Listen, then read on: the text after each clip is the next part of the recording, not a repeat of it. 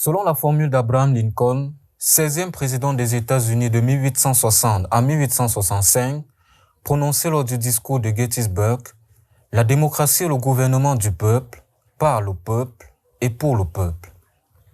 Plus loin encore, la démocratie est l'expression de la volonté générale encadrée par des partis.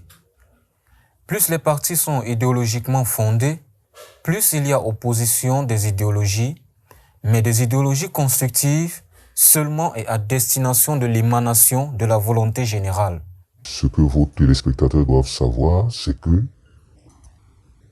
la démocratie existe parce qu'il y a le différent, parce qu'il peut avoir le différent avec T, il peut avoir le différent avec D,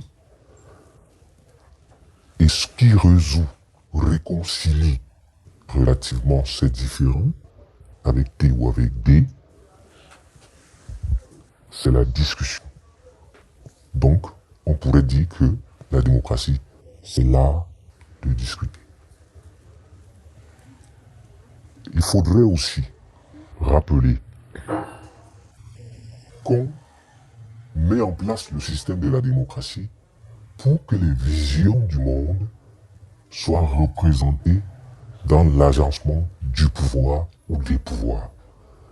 Parce que la démocratie permettrait à toutes les couches sociales, selon des répartitions qui peuvent être économiques, qui peuvent être sociales, qui peuvent être culturelles, qui peuvent être anthropologiques, qui peuvent être même politiques, la démocratie leur permet d'exister dans une nation.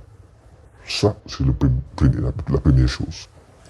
La deuxième chose, c'est que quand vous gouvernez un peuple, quand vous êtes au pouvoir, vous avez envie d'être, c'est légitime, de rester ou de demeurer au pouvoir, ça c'est légitime.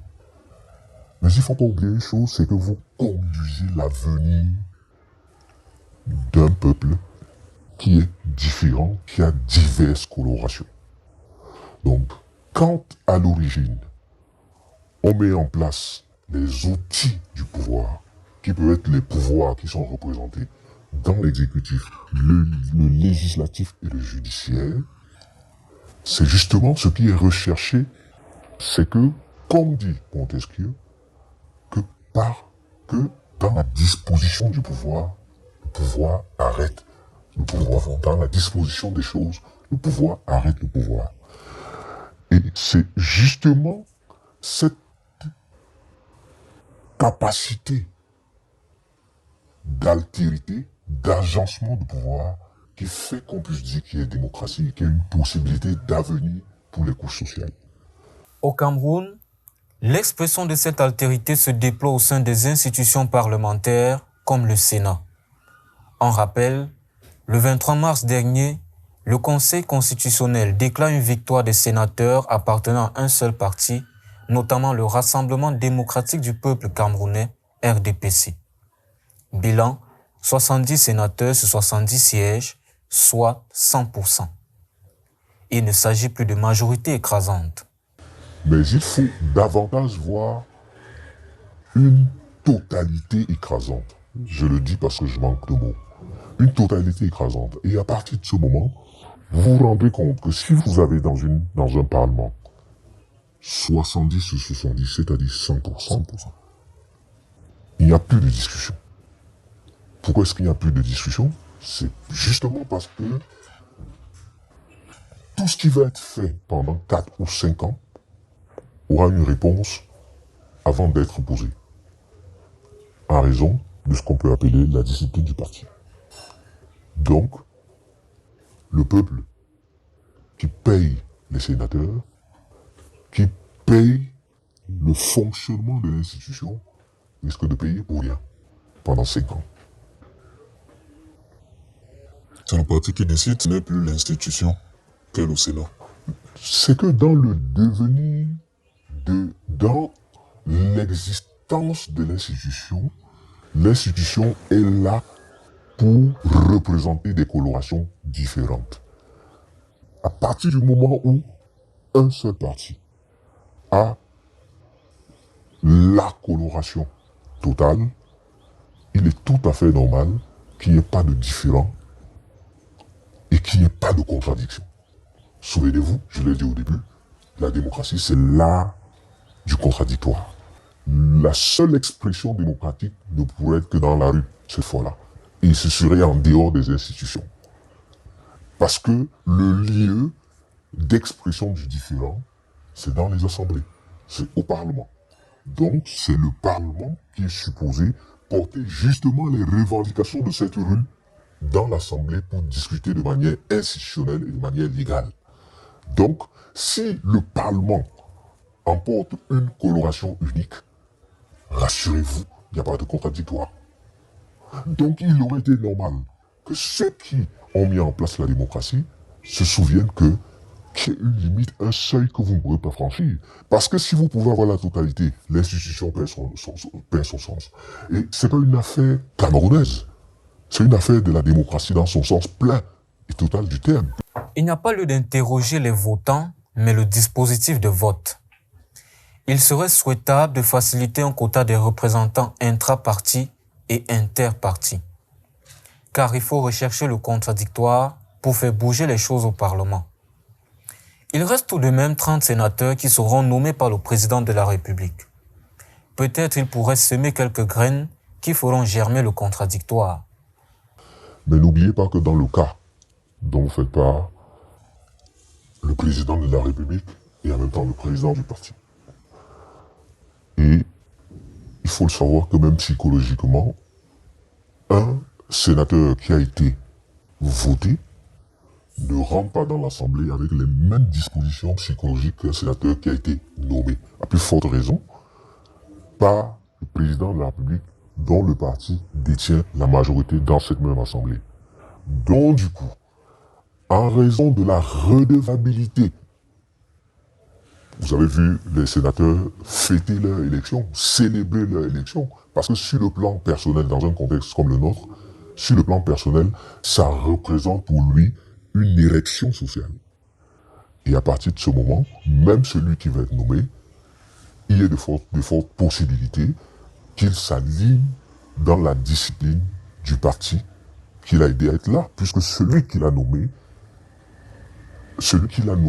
est le chef de ce parti. Pourquoi est-ce qu'il ne souscrirait pas à tout ce qui viendrait de lui? Pourquoi est-ce que, pour espérer être nommé une autre fois ou bien un prochain mandat, pourquoi est-ce qu'il ferait le contradictoire? Donc vous allez là, dans une assemblée, vous avez 70 personnes qui sont votées et qui représentent un seul parti, et vous avez 30 personnes qui vont être nommées, qui vont représenter probablement d'autres partis politiques, mais qui ne vont pas avoir la disposition psychique qu'il leur faut pour ramener le contradictoire dans ce Sénat-là. Le sénateur élu et le sénateur nommé sont à l'observation deux figures dont la première semble moins soustraite à la redevabilité qu'à la seconde. Il y a alors possibilité pour ce sénateur de représenter objectivement la collectivité territoriale. Sauf qu'au-dessus de la collectivité, il y a le parti. C'est le parti qui le choisit comme sénateur. C'est le parti qui le choisit comme sénateur. Et je vous ai parlé tout à l'heure de la discipline du parti. Donc, pour rester dans le parti et pour respecter les règles du parti, pour que le pouvoir continue de rayonner et de lui donner ce qu'il veut, ce qu'il bénéficie derrière ce parti, il n'a pas d'autre choix que de s'aligner derrière ce que veut le parti, plutôt que derrière la collectivité territoriale décentralisée qu'il est supposé représenter. Au-delà de cette analyse, revenons sur ce qui a toujours bougé l'opinion publique, l'utilité du Sénat après élection des sénateurs. Il faut certainement se dire qu'on va passer 4 ou 5 ans à une assemblée unicolore qui ne sera pas très utile pour le peuple, sans aucun doute. On va passer 5 ans. Vous pourrez me poser la question de savoir est-ce que l'Assemblée nationale n'en est même pas, mais au moins vous avez vu à l'Assemblée nationale d'autres partis qui se lèvent de temps en temps, qui marchent, qui boudent, qui grondent, qui crient haut et fort pour dire au parti au pouvoir ce que pense le peuple. Mais vous imaginez un Sénat qui n'aurait pas la même capacité, il sera quasi inutile. Si on vous dit autre chose, je pense qu'on vous mentirait. Cette démarche n'est pas que l'apanage du Cameroun.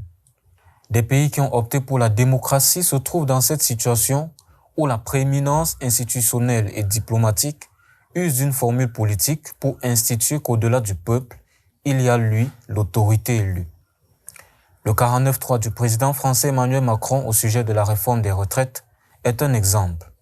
Vous avez un 49.3 qui permet au président public d'outrepasser ses limites. Donc vous aurez un président qui a été élu par le peuple, une assemblée qui a été élue par le peuple, mais qui n'ont pas des pouvoirs, où il n'y a pas un équilibre de pouvoir qui permettrait à cette assemblée, malgré son nombre supérieur à ce que représente le chef d'État unique, de dire non à la mesure. Donc, la question n'est pas une question camerounaise ou africaine, c'est une question de questionnement de la démocratie. Et il faudrait à un moment donné qu'on s'interroge, qu'on se pose une question: qui gouverne et pourquoi? Il faut que des institutions soient mises en place pour permettre que les institutions soient mises en place pour permettre que le différent s'exprime dans les assemblées sur l'aspect politique. Mais pour qu'il y ait des institutions fortes dont vous parlez, il faut nécessairement qu'il y ait des hommes forts, capables de s'effacer pour laisser la place à la postérité, à l'avenir, à la construction de quelque chose de plus grand qu'eux. Mais si vous avez à la tête des pouvoirs des gens qui sont là pour justifier leur présence, ou encore pour représenter des groupes de pression, des lobbies, des entreprises, il est normal que la société fonctionne comme ça. Et je finis par là, vous vous rendez compte que la bourgeoisie, la fameuse bourgeoisie, qui est questionnée et interrogée de part et d'autre, trouve des moyens de se reconstituer. Des hommes forts, capables de se soustraire afin d'impulser les institutions fortes, c'est l'une des pistes d'expression de la différence dans la pratique de la démocratie. Quel que soit le pays dans lequel on se trouve ou l'institution républicaine en place, il faut savoir qu'en démocratie, moins il y a de différents avec D, plus il y a de différents avec D.